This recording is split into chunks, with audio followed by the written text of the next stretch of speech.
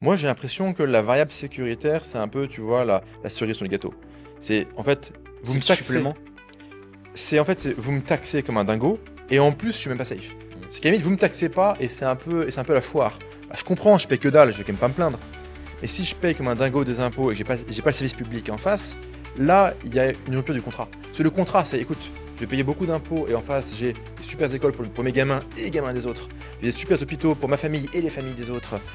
J'ai des super infrastructures pour moi, pour mon entreprise, pour mes salariés, mais aussi pour la société en règle générale. Et que tu fonctionnes là-dessus, mais j'ai ça en face. Ok, il y a un contrat. Je paye beaucoup, je retiens beaucoup. Mais si je paye très peu, j'obtiens peu, ça me va. Ce qui va pas, c'est quand je paye beaucoup et que j'ai peu. Là, d'un point de vue consommateur, je suis pas content. Donc en fait, le mec tu lui dis oui, alors ok, t'as quand même, je dirais, une chance sur X de vivre le jet du quotidien, de te faire égorger dans Paris. Oui, mais bon, c'est la même chose partout ailleurs en Europe de l'Ouest. Mais par contre, t'es pas taxé, t'es pas agressé, tu reçois pas de courrier de l'URSSAF ou équivalent britannique, allemand ou autre, et t'as une paix mentale. Je pense que le contrat il se vend. Mais la France, ça pourrait être tellement le meilleur pays.